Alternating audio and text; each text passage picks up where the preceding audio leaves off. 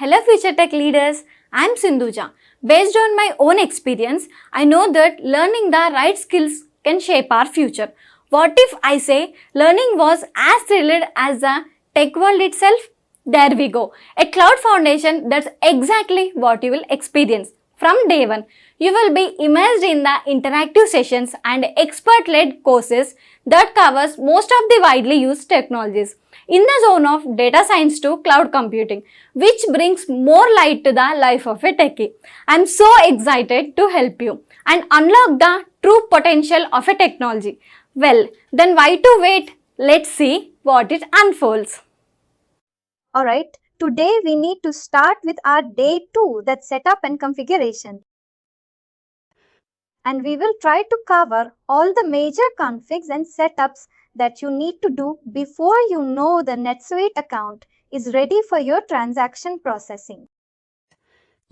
Consider yourself as a functional consultant. You get a new client and you need to, set up a NetSuite account. What are the key setups that you need to do? We will try to cover that in our today's session. And even when we, as a consultant, go on our clients, these are certain setups that we need to perform for them to be able to use a NetSuite account. First things first is the setup of company information. Whenever you get a new NetSuite account, you need to set up the company information. And I also believe, Shivraj, you mentioned you have worked on NetSuite, right? I'm currently working on NetSuite. Right. And which modules? If you could just recap that.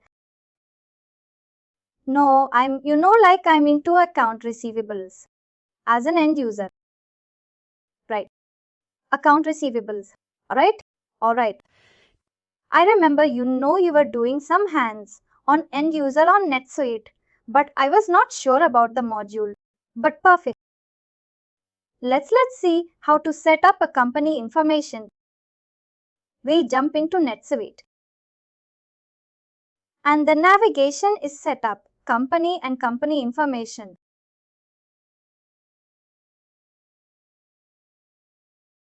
And this is a page that will open up for you. Here you will enter all your company name, legal name, if you have any company logos, PDFs or JPG images, anything that you want to print on your PDF forms. I'm sure you have seen your invoices and sales orders where you would have a logo attached.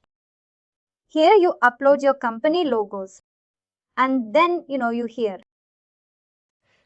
One thing to note, like this is kind of a guiding rule for you, is that whenever you see a asterisk mark on any of the forms, it means that this is a mandatory field.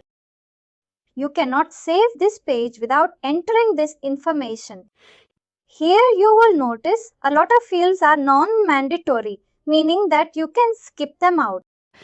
Like if it's not relevant to you, just keep it blank and you can move forward.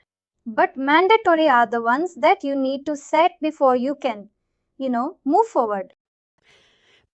Company name and anything then that you put here in the company name, you will notice that you will see it in the top right corner as well. UA Exchange Custom Admin. This is coming right away from this company name. Whatever, you need to have your NetSuite account name as well.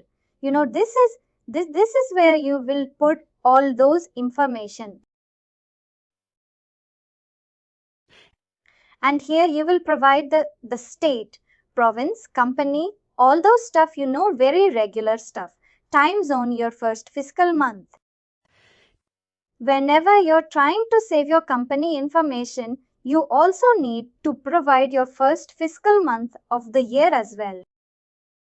And here you can also enter your addresses.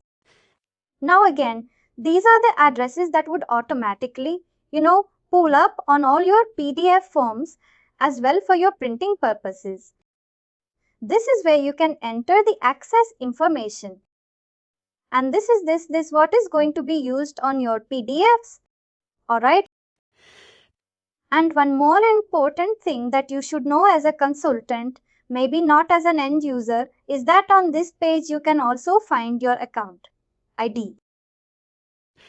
This is basically your NetSuite account ID that NetSuite gives you for this particular NetSuite account. And whenever you are raising a ticket or a case with NetSuite for any issue or any question, this account ID is also very important in that particular case. You should be aware that this is where you can find it. Or maybe it's a very good interview question for you as well later down the line related to NetSuite. Where can you find the account ID? It's in the company information. It means like by using this NetSuite account ID, there is any issue. If you are going to give the NetSuite account ID, by using this ID, they can resolve the issues. And also, it's very important from implementation perspective that whenever you need to install any new bundles on a new account, you also need to provide an account ID. This account ID is important. And if you see my URL, you will notice that this account ID is also in my URL. I saw that. It is led to the URL. Exactly. It's part of the URL as well. But typically when you go for certifications preparation, it's a very good certification question as well.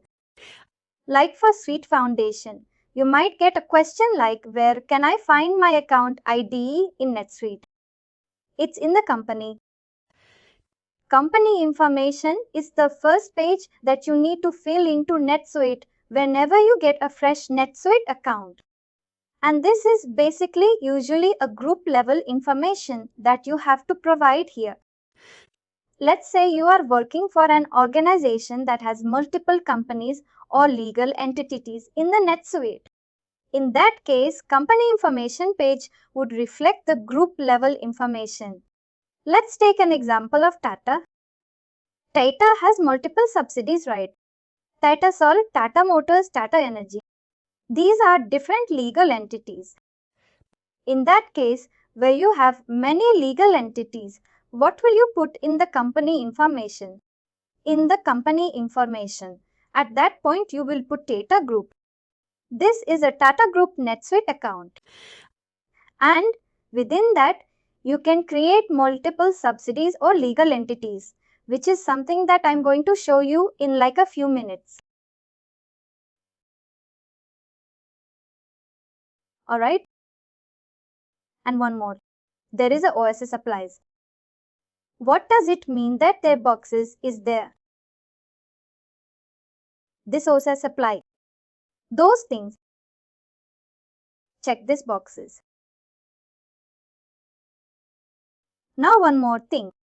Again, very good question. Whenever you're not sure about any particular field or any particular checkbox, always click on it.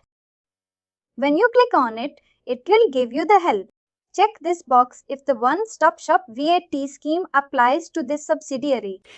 If you're working in a European country and you need to have this one-stop shop requirement for your VAT requirements for any particular subsidy, you just need to mark this. This is primarily focused on the European region for the text reporting purpose. It may not apply for any American organization. Always click on it. Like if you're not sure about what is a first fiscal month, click on it. I was going to tell you select the first month of your fiscal year. This is again, very cool feature about NetSuite that if any point in time you're not sure, just click on the heading and it will let you know what it does. And this is again, tips and tricks that we also usually follow. Most of the time, we might also not know what a particular field would do. We would typically, just click on the help and read it. And one more thing that you can also do is click on the help. At the top, here you have the NetSuite Help Center. At any page, if you're not sure about something, just click on the Help Center and you would get all these details available over here. Here also you can see what is OSS. If you are, EU member state, then you have to provide this OSS. Again, really helpful in learning NetSuite on your own as well. Correct. Always read the help center. And this is again a very good recommendation from my side, is always read the help center for your certification preparation as well. Because if you want, you might not be able to, pass the certifications. This is really crucial. On any NetSuite page, always click on Help Center. Read the help everything. And this is going to be really helpful for you in understanding each of the fields, each of the functionality. And this is basically, self-learning. As you are also aware that NetSuite at every 6 months, brings new functionalities, new enhancement.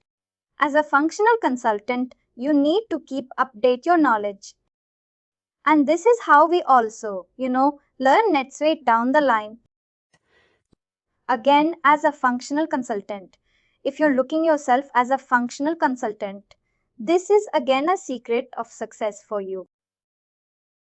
And finally, do not forget to like, share and subscribe to our channel.